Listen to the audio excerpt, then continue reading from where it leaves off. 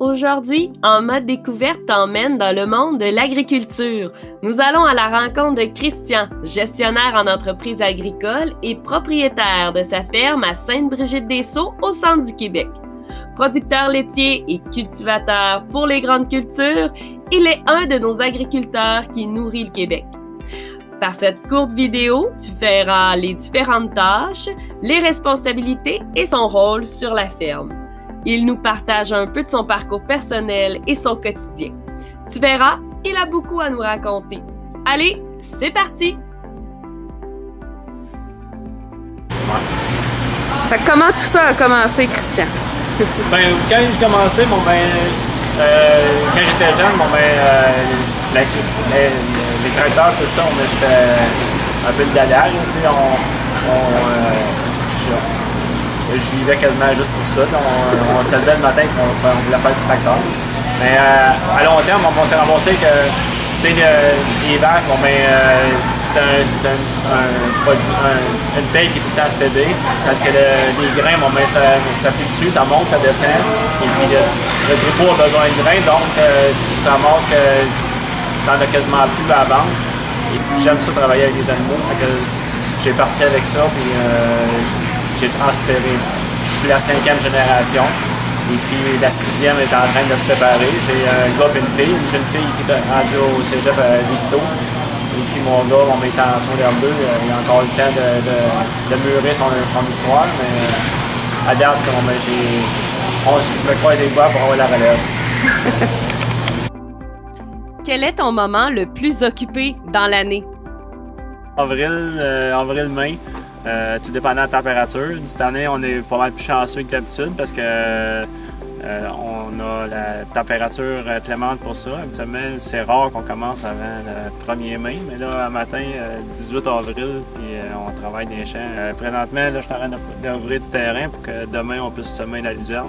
Première semaine demain, on va semer le maïs dans mes champs. Habituellement, moi, je marche en semi-direct, donc j'ai pas d'affaire à passer de rien de machinerie. J'ai 90 acres de maïs par année. Après ça, j'ai 45 acres de blé. Et puis, j'ai à peu près 135 acres de foin par année sur mes terres. Durant le temps de l'année, on a peut-être 30% du temps qui travaille dans les champs. Puis le restant du temps, c'est l'entretien des bâtiments, l'entretien du troupeau. 50%, c'est pas mal plus l'entretien du troupeau. On s'occupe en masse de ça pour la production maximum. Fait que le matin, quand tu passes la porte, là, c'est quoi le bon moment, là? Et justement, le matin, j'avais un veau. Fait que, tu sais, c'était 9 mois d'attente qui est né le matin. Tu te dis, on a un veau qui va partir, j'ai une vache qui va aider. Donc, les animaux, pour ma part, c'est dans la calme. On arrive, des fois, on a une surprise de temps en temps, mais la plupart du temps, on va être arrivé dans la table, puis la routine se fait. C'est ton meilleur moment. Ouais. Bon. Dis-moi, le plus gros défi là, dans ton travail? On recule d'un an. En 2020, j'ai fait la construction de cette partie-ci. J'ai eu un travailleur étranger qui est arrivé. Il y avait une pandémie, il paraît. Et puis, tout ça, tout est arrivé en même temps. Les matériaux qui ne rentraient pas. Nous autres, on avait un ouvrage à faire quand même. Les vaches avaient du lait à donner. J'avais des champs à virer. C'est sûr que c'était une année. Tandis que cette année, ça va être différent. En principe, ça devrait être plus calme. Qu'est-ce que tu utilises au quotidien pour gérer ta ferme ou t'aider dans l'ensemble des tâches? J'ai une application mobile pour les chaleurs des vaches. Tout le troupeau est sur mon cellulaire. J'ai un robot qui fait le soignage des vaches. Juste lui, il me fait sauver une demi-heure par traite de soignage. Sinon, avant, je le faisais à Bourgouette. Ça prenait quasiment une demi-heure par traite. Après ça, j'ai un pouce en silage qui m'empêche de venir le soir. Avant, à 9h, je revenais à l'étable, je repoussais dans le silage, je repartageais dans le silage de toutes les vaches, puis c'était l'ouvrage. À ce temps, on pousse en silage, il se promène, il suit son chemin, puis il fait la job. Puis l'année passée, j'ai rentré un séparateur à fumier.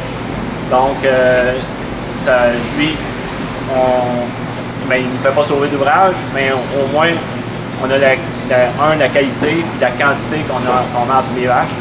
Donc, les vaches sont pas mal mieux.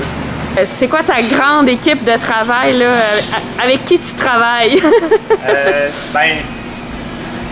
Pour le troupeau, j'ai un vétérinaire. Le vétérinaire, il fait tout ce qui est problème de troupeau, examen de gestation. Après ça, après le vétérinaire, j'ai le nutritionniste. Le nutritionniste, c'est lui qui fait toutes les alimentations. Il prend les aliments, les analyses de fourrage, de grains, et puis il s'arrange pour faire une alimentation qui est le moins cher possible, mais le meilleur rendement. Après ça, dans les champs, j'ai une personne qui s'occupe, un agronome, il applique les fumiers. Après ça, il applique les engrais. Mettons, si on a des améliorations à faire, il s'occupe de ça aussi. J'ai un mécanique agricole. Des fois, ça arrive qu'on brise. J'ai une mécanique de machinerie.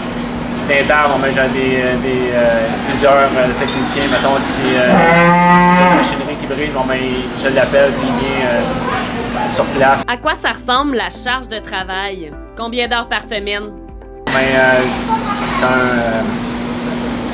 C'est un monde qui... tout le monde dit que on travaille comme des fous. On travaille tout le temps. On travaille tout le temps. Mais dans le fond, nous autres, on est accepté qu'on travaille 6 jours semaine. On travaille 50, 55, 60 heures par semaine. L'hiver, ça marche entre 40, 45, 50 heures semaine. 40 heures à peu près. Le temps file sur la ferme et Christian doit déjà retrouver ses employés pour compléter la traite. Ça n'attend pas. Il nous confie que pour être un bon gestionnaire en entreprise agricole, il faut avoir de la détermination, un esprit d'entrepreneurship, aimer soigner les animaux et la terre, et aussi être très débrouillard et organisé. Merci Christian d'avoir accepté notre invitation, de nous avoir permis de visiter ta ferme et de mieux comprendre ton travail. On se dit à très bientôt!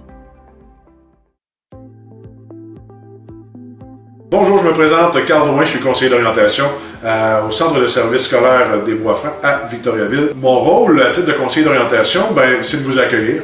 C'est d'accueillir l'élève quand il vient me voir, prendre connaissance de la problématique, c'est-à-dire tu viens me voir pourquoi? Est-ce que tu viens me voir pour obtenir de l'information sur différents programmes d'études, sur des professions, ou tu es tout mélangé?